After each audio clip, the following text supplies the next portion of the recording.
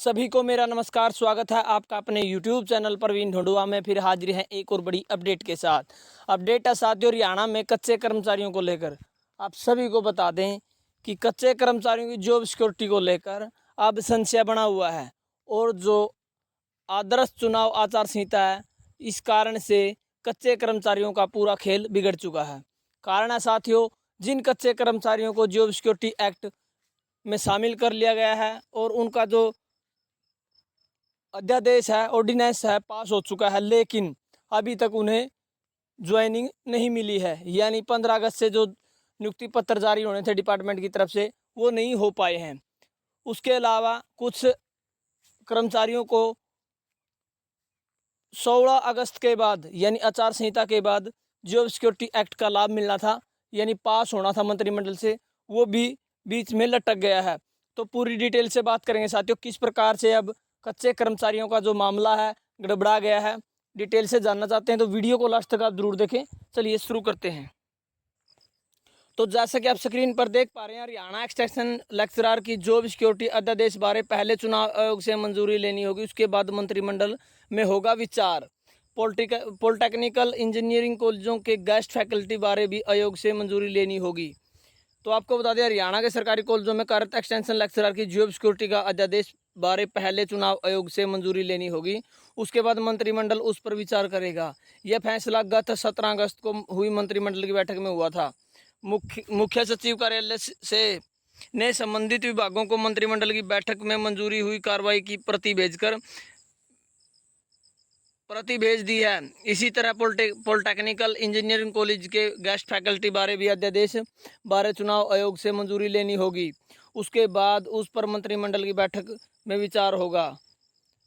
अनुसूचित जाति के वर्गीकरण बारे भी अनुसूचित जाति वर्ग आयोग की रिपोर्ट पर चर्चा की नोट किया और चुनाव आचार संहिता के कारण इस पर आगे की कार्रवाई स्थगित कर दी गई। तो आपको बता दें साथियों, यहाँ पर जो कच्चे कर्मचारियों को जॉब सिक्योरिटी एक्ट मिला है 14 अगस्त को, वो पारित हो गया है, अधिसूचना जारी हो गई है और 15 अगस्त से वो लागू हो गया है। उसके बाद बहुत सारे कर्मचारी उसमें ऐड नहीं किए गए थे, जिसमें कि 50,000 की सैलरी का कोई मैटर था, यानी जिनकी सैलरी 50,000 से ज़्यादा, उन कच्चे कर्मचारियों को इसमें ऐड नहीं किया गया था। उसके बाद सरकार द्वारा पुनर्विचार किया गया और उन कर्मचारियों को भी इसमें ऐड कर लिया गया और नया जो सर्विस एक्ट है वो लागू करना था। और आप सभी को पता है कि 17 अगस्त को मंत्रिमंडल की बैठक प्रस्तावित थी, होनी थी, लेकिन 16 अगस्त को हरियाणा में चुनाव आचार संहिता लग गई, जिस कारण से जो मंत्रिमंडल में जो एजेंडे आने थे वो एजेंडे तो आए, लेकिन उस पर मंत्रिमंडल ने कोई अपना फाइनल डिसीजन नहीं दिया। कारण है कि चुनाव आचार संहिता के कारण कोई भी मंजूरी नहीं दी जा सकती। उसके लिए सबसे पहले उसे चुनाव आयोग के पास मंजूरी के लिए भेजना होता है और ऐसा ही किया है। और जो प्रस्ताव मीटिंग में आए थे उन सभी को मंजूरी के लिए चुनाव आयोग के पास भेजा हुआ है।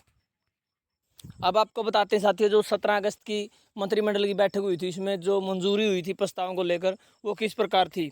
17 अगस्त को हुई मंत्रिमंडल की बैठक में मंजूर कार्यवाही जो विभागों में भेज दी गई है। मुख्यमंत्री नायब सिंह सैनी की अध्यक्षता में 17 अगस्त 2024 को मंत्रिमंडल की बैठक हुई थी। चूँकि 17 अगस्त को आदर्श चुनाव आचार संहिता लागू हो गई थी, जबकि यह बैठक पहले ही प्रस्तावित थी, इसलिए इस बैठक में वे फैसले नहीं हो पाए जो बिना आदर्श चुनाव आचार संहिता के लागू होने थे। मंत्रिमंडल की बैठक में मंजूर हुई कार्यवाही के अंश संबंधित विभागों को मुख्य सचिव कार्यालय की तरफ से भेज दिए गए हैं। तो साथियों, ये कुछ extension lecturer polytechnical engineering college के गेस्ट फैकल्टी अध्यादेश बारे, यानी जो इनके कच्चे कर्मचारियों के लिए अध्यादेश लागू होना था, एक वो था। उसके अलावा कॉन्ट्रैक्चुअल कैटेगरी के छूट गए, यानी कुछ कर्मचारी कॉन्ट्रैक्चुअल कैटेगरी में छूट गए थे, उनको भी इस अध्यादेश में शामिल किया गया था। लेकिन ये पूरा मामला जो 17 अगस्त वाला है वो आचार संहिता की भेंट चढ़ गया है। यानी अब मुझे नहीं लगता इस पर कोई कार्रवाई होने वाली है, क्योंकि चुनाव आयोग परमिशन मुश्किल ही देता है ऐसे मामलों में, क्योंकि नौकरी के मामले में सीधा बेनिफिट दिखता है कि जो सरकार है वो कच्चे कर्मचारियों से या कोई भी पक्की भर्ती परमानेंट रिक्रूटमेंट भी रोक दी जाती है।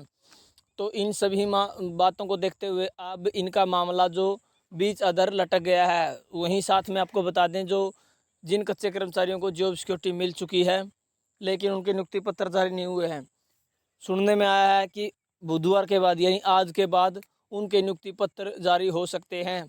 यदि ये सूचना सही पाई गई तो कच्चे कर्मचारियों के लिए काफ़ी बड़ी खुशखबरी होगी। आपका क्या मानना साथियों इस बारे में? क्या कच्चे कर्मचारियों का भला हो पाएगा?